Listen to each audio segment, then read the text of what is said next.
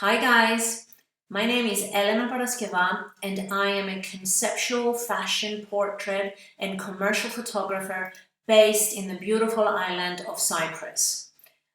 During my career as a photographer, I have been fortunate enough to have worked for private and corporate clients around the world, including the United States, where I used to live and work as a marketing executive. I lived there for about a decade. The United Kingdom, Australia, Italy, as well as Cyprus. I have been featured on the cover and pages of many international photography publications, as well as newspapers, the latest one being the UK Times just a couple of weeks ago. I've also been honored with many international photography awards, such as Neutral Density Awards, IPA, TIFA, MIFA, the London Creative Competition, WPPI, the latest one being the Lens Cultural Award for my series, The Last Days of Sarah, which deals with gender identity issues, something very close and dear to my heart. So I was very humbled and honored to have received that recognition. I was also the Digital Camera Photographer of the Year for 2018. My work has been exhibited in London, New York, Paris, Austria, and of course Cyprus. Today, what I want to do for you is walk you through an image that I created specifically for Affinity Photos digital and print campaign called Spring of the Eternal Mind. And we will go through my entire process of editing and polishing that image. So let's get started. Let's close these things and close the browser so we can work uninterrupted. And here we are. This is the finished image. And I have mentioned before that I am a conceptual photographer. I love injecting surrealistic elements into my images. And of course, I create images that are bathed in color. I can't live without color. I love black and white, but color is my thing. So this image, for this image, I had a brief, and the only direction was that I had to create something that was in alignment with the colors of the Affinity logo. Basically what you see, like the pink, purple, blue, cyans. The rest, it was up to me. I could use my imagination to create anything I wanted, and this is what I came up with. I will show you now the raw file, which is of course pretty flat, and that's how it's meant to be. I have all the layers that I created here, so as I'm doing this, I will be clicking on each layer so you can see the progress. Now, the raw files, they are intentionally flat, but they do have the maximum data, the maximum color information in them. Therefore, we can push the colors as much as we want, within reason, of course. And for this image, we're going to be working in lab mode. Now, having said that, low resolution files don't work with lab mode. I was going to give you a low resolution file so you guys could work along with me, but you would have had issues with banding and artifacts. It just wouldn't look nice. So it's best to work with a file that is a 16-bit high resolution file, and you have to assign a profile to the raw file. And the best profile that we can work with is ROM RGB.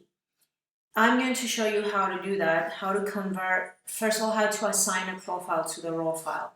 This already has the lab profile assigned to it, but I'm just going to go ahead and put a RGB and just say convert, so I can walk you through that step. All right, so now the develop persona, just a second, it's taking. All right, if you go into the develop persona and you go down to the profiles, you will see here a bunch of profiles. And what you have to do is select the ROM RGB, which is a version of Profoto, basically. So we do that. Then we will develop the raw file, and then we will go into the document, convert, and now we can work with the lab mode. Click convert. Awesome. Now, before I start working and editing, the first thing I always do is create an empty pixel layer, take my brush and circle the areas that are bothering me, that need fixing. For example, the nipple here, the leaf, the ice cream, the nails that seem a bit dirty, as the lips. It seems here that a little bit of the blue gel, the cyan gel, went on the lips and it created this purple color here, the cast. And also the leaf here, I think it needs to be more wet. It has to have more water drops on it because it looks a little bit dry. So this is the layer with all the change, with all the alterations and the improvements that I need to do, including the cap that is a bit cracked. So I usually refer back to it as I work to make sure I haven't forgotten anything. So let me show you now how blend modes can help you achieve the wet look that we want on this leaf. So what you can do is take the lasso tool, you're on the background here, and select a wet area from the model's skin. You do Command C, Command V, so basically you copy and paste and take it and put it on the leaf. You can actually expand it. It makes it a little bit blurrier, which we don't mind because the leaf in the front is not as sharp as the rest of the model. Then what we can do is go and choose hard light. We reduce the opacity, I think around there, around 70% should do it. And then we take the brush tool, create a mask, and erase the hard corners. Make sure the hardness is set to 0. I like to use a big brush. Oops, sorry, on the mask. And just erase this part.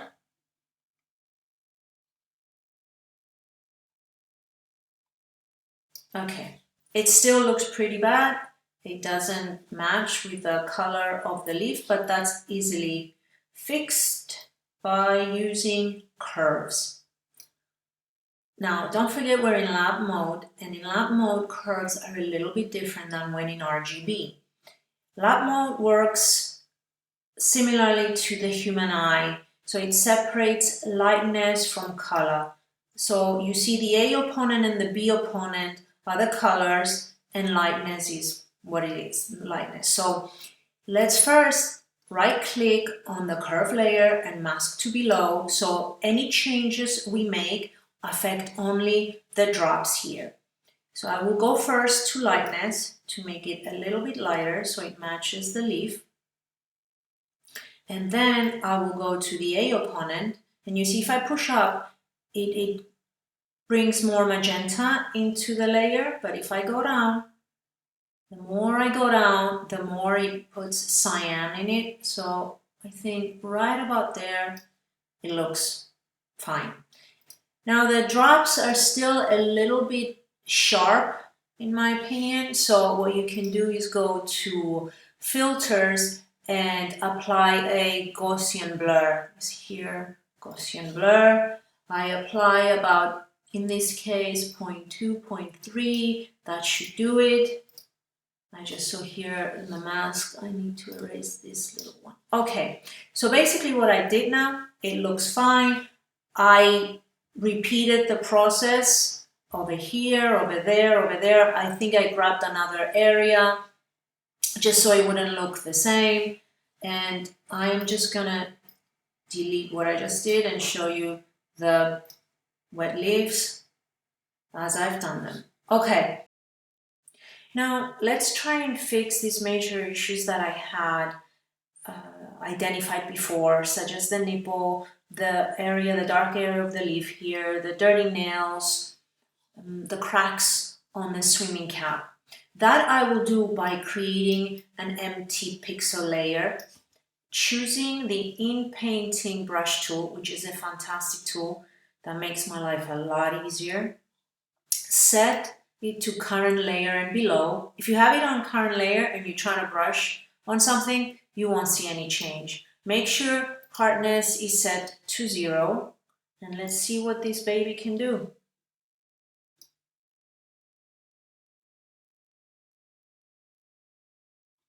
See? It's very easy to use this tool. You would have had to spend a lot more time using the cloning tool, for example. Now, you may need to do it a couple of times. It might not be perfect from the first time, but I want to show you how great this tool is for fixing something like the dirty nails, for example. So, make sure we have this again. Make your brush smaller. Make sure that, when you're using the in-painting brush tool, you don't click on edges like here, because it can mess up things. So for that, we need a small brush. And let's paint over this dark area. So you see, it makes it more homogeneous to the rest. And just like that, you're fixing dirty nails and making them beautiful. Not that she had dirty nails. I think, when you use gels, you get a lot of contrast and a lot of shadows. So it makes things more dramatic. All right, okay, let's go back. Now, also the same thing can be used for the cracks on the swimming cap.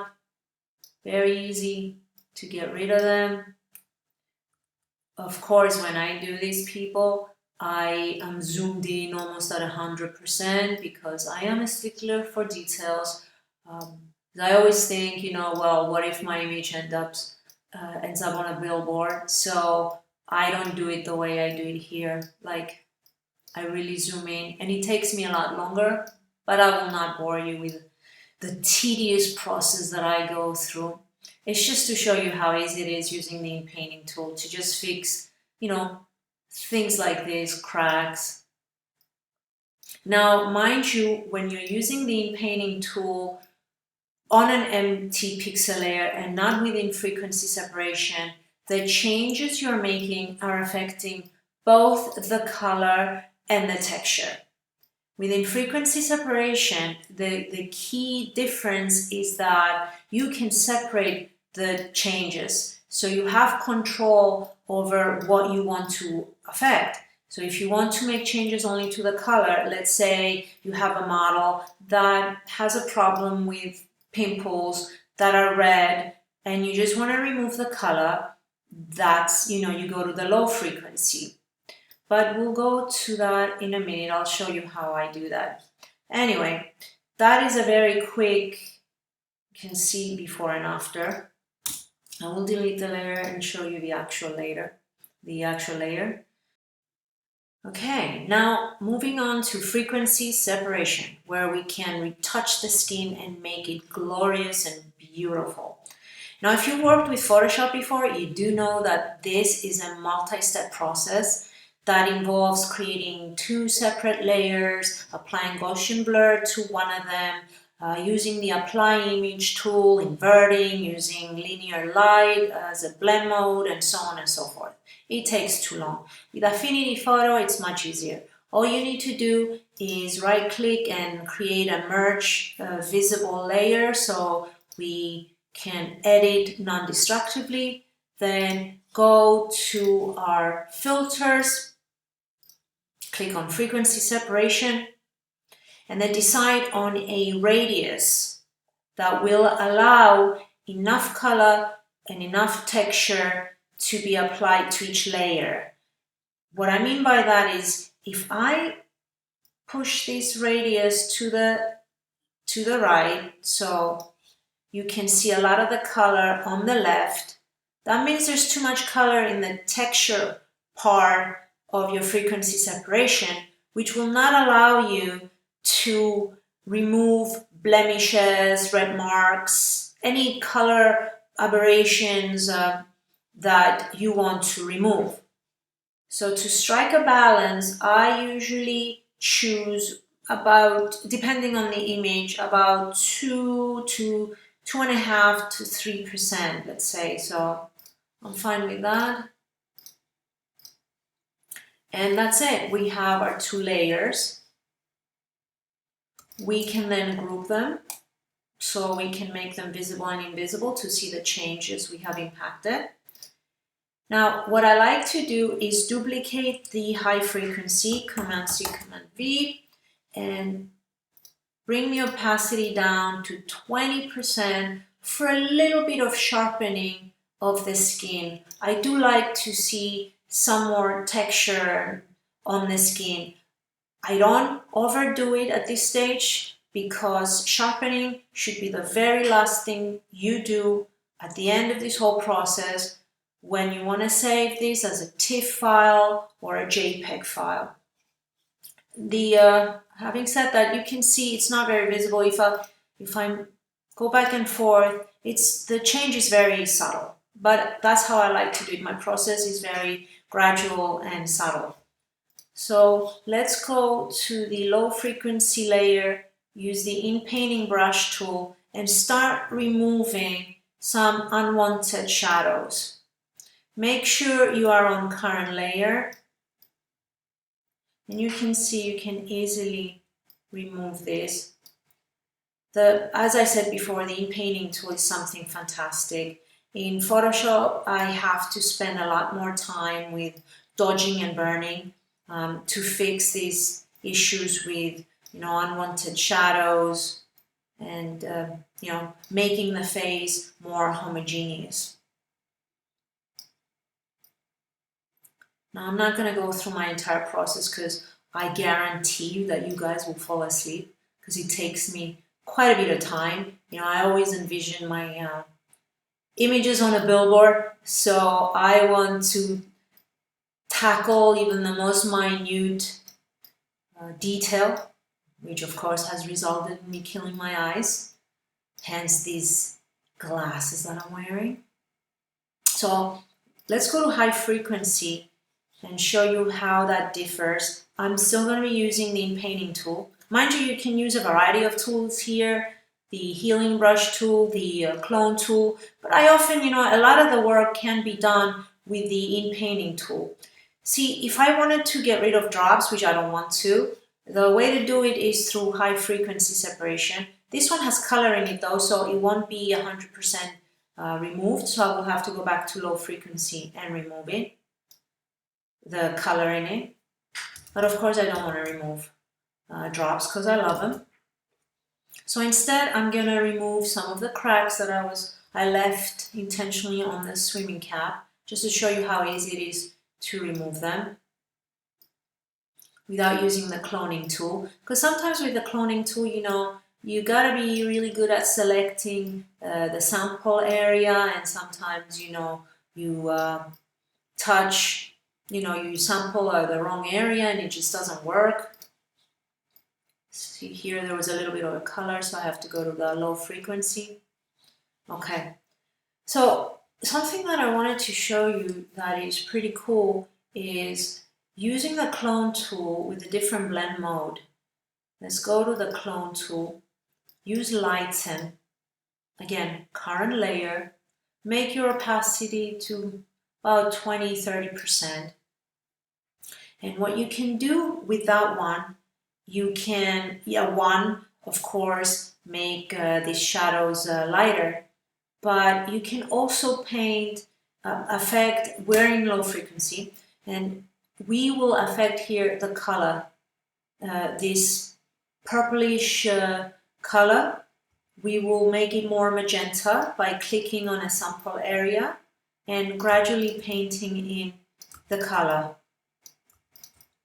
I could have used 100% opacity, but just so we don't make mistakes, I prefer lower opacity and gradually do that. Now, if I wanted to, I can also do that to get rid of the smudging of the lipstick here.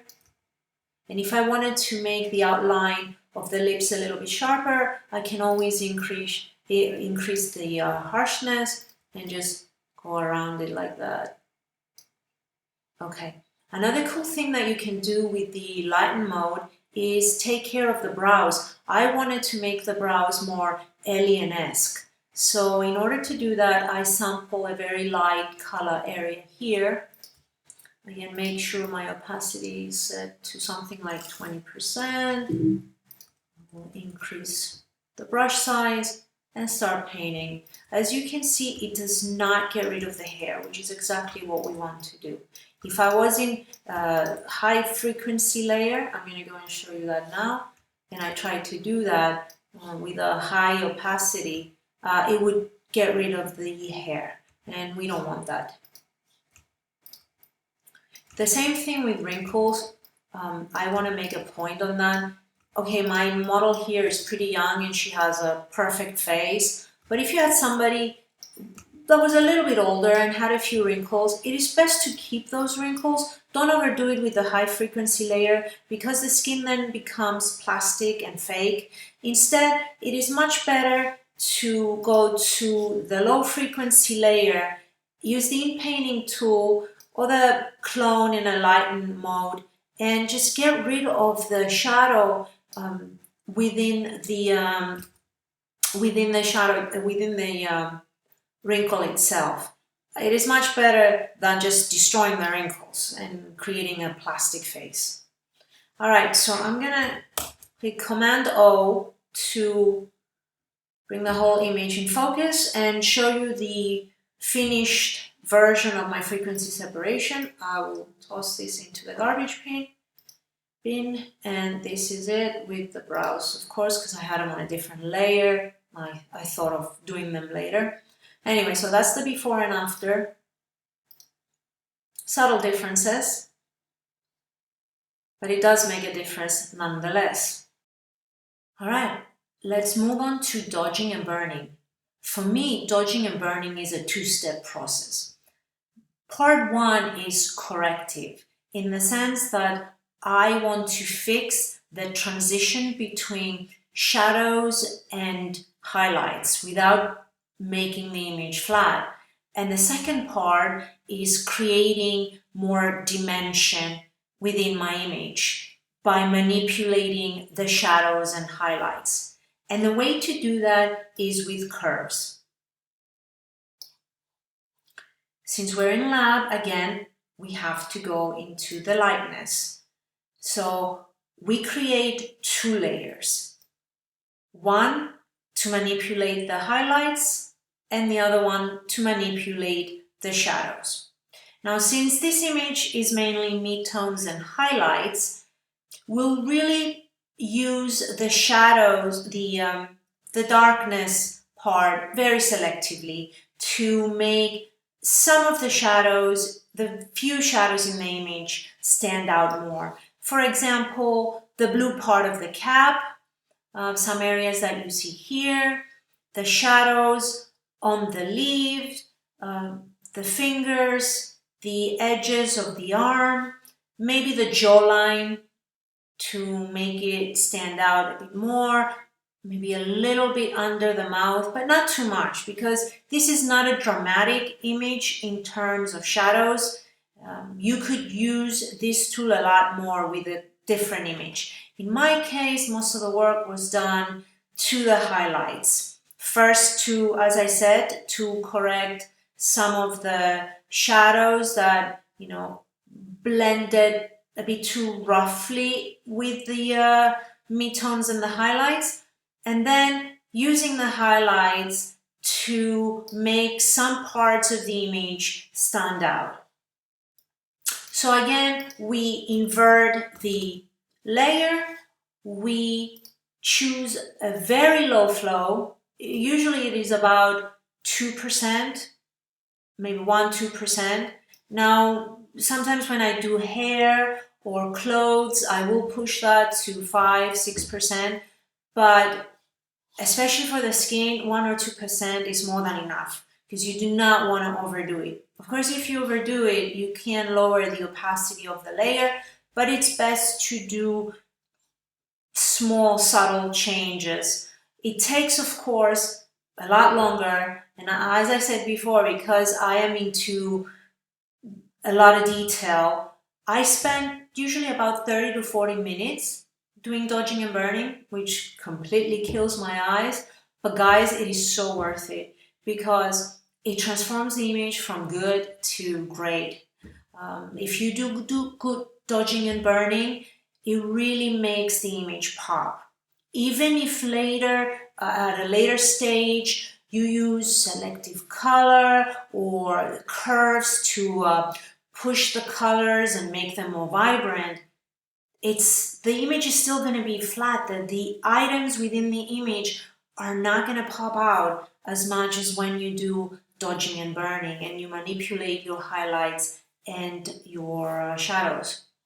So I'm just going to do a little bit now just to show you which parts I would normally affect. Again, as I said, this image doesn't have a lot of shadows, so we're going to work within the highlights. Maybe here on the triangle, the forehead, a little bit of the chin, a little bit of the in the teeth, just make them a little bit wider, but you should be careful with the teeth. You don't want to make them freakishly wide. Maybe the highlights on the lips, here at the edges of the eyes, below the brows, the neckline, and the neck bone here. Is that what they call it? Neck bone? Collarbone. Yes, that's what it is. Okay. Then here the fingers, the arms, the middle of the arms, and of course the drops. The drops, I spend quite a bit of time increasing and boosting the highlights within the drops to make them stand out more because I really do love them. And then maybe the flowers, the petals a little bit, the nails to make them a little bit wider, a few more drops here and there. The nose doesn't need it too much because the highlight here is already very strong. Now you could use this part to affect the eyes to make them pop a little bit more, but I'm going to show you a different way to do this. So anyway, I'm going to delete this layer and show you the entire process, how it turned the image already into something, more dimension, how shall I say that, more 3D, if you will. Now let's move on to the eyes. The way I do eyes is again using curves, but instead of playing within the curves, all I do is change the blend mode into screen, inverted, and then with again maybe a low flow, just carefully paint within the eye. And normally I would be zooming 100%, but for this, just to show you, I'm just doing it right here. Okay, usually with the eyes, you do not want to overdo it, guys, because it looks horrible in a normal portrait. But in this case, because I did want my model to look more alien, the whole image, has this alien feel, I can push the opacity a little bit more. But, under normal circumstances, maybe 20% opacity would be fine. Before and after, well, you can't really see it in this case, but, let's leave it about 60%, 60 to 70%. That should do it. At this point, this image is still flat. The colors are not vibrant. So what can we do to change that? There's many different ways in Affinity Photo. I mean, somebody can select, let's say, use selective color or color balance. I, once again, love to use curves. So there's a couple of ways to use the curves. One is to leave the curves unchanged and instead change the blend mode into overlay. Of course, this is a very drastic change and we don't like that. I will use a 15% opacity, which is not a drastic change, which is what I like. Actually, I'm going to use a 10% opacity because I will duplicate this layer and now I will invert it and use the contrast that we got from this action only on the model to separate it even further from the image.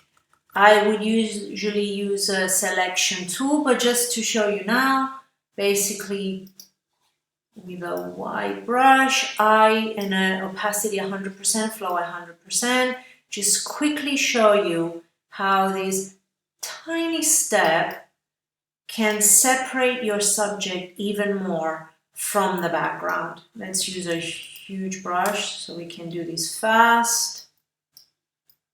Again, when I do it by myself, it's with a lot more detail and using the selective tool.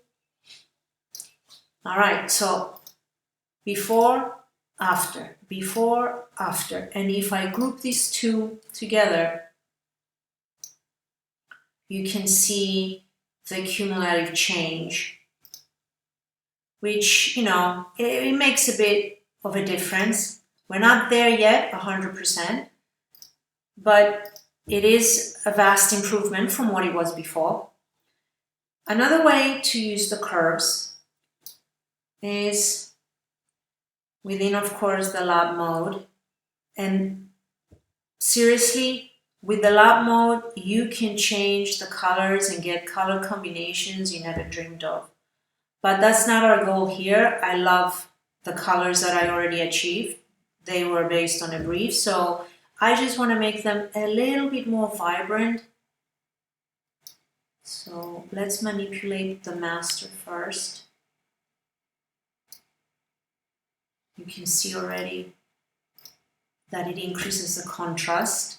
And then let's go into the A opponent. I want to bring the magentas out a little bit. You know, with the lab mode, you have to move the curve up and down ever so slightly. The changes have to be almost minute. Otherwise, you know, look at this. You push it a little bit too, you know, up and it completely destroys the image. So just a tiny bit here. Keeping it real, keeping it cool. All right. Go to the B opponent.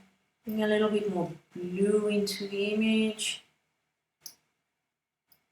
Right, don't overdo it. Okay, let's see.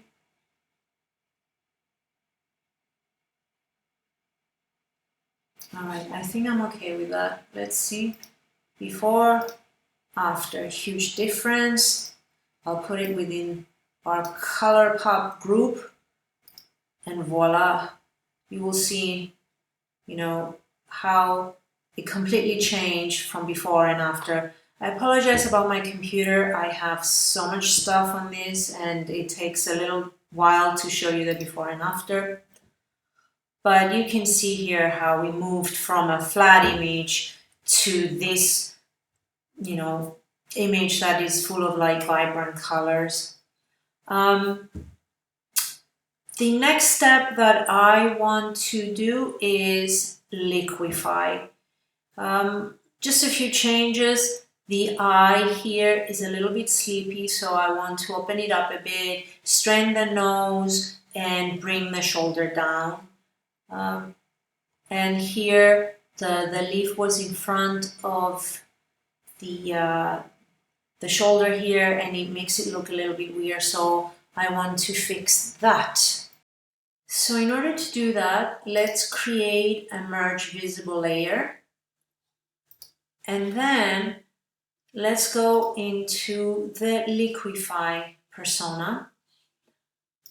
We are going to use the freeze tool to make sure nothing else is affected other than the part that we want to have affected, such as the shoulder.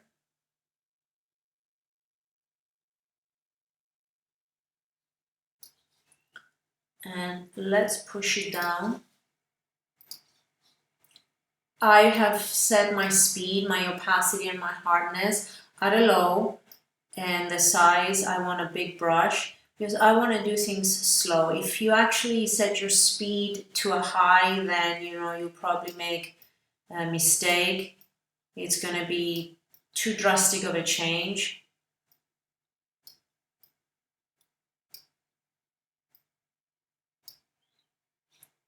Okay. Then the eye, I just want to open it up ever so slightly. Alright, that's good. And this baby, I want to push in a little bit. See, the flower is not getting affected because I already used the freeze tool on it. Then maybe the nose a little bit. Straighten it up just a tiny bit. Cool, I think we're done. Okay, apply. And then we see the change. All right, the last part of my editing process is color balancing. I use color balance as a means to color grade my image, and sometimes the whole mood of the image changes. There's so many things you can do with color balancing. You can use it only certain changes for the highlights, certain changes for the shadows, and it can be really cool. It can turn an image into something more grungy or fashiony.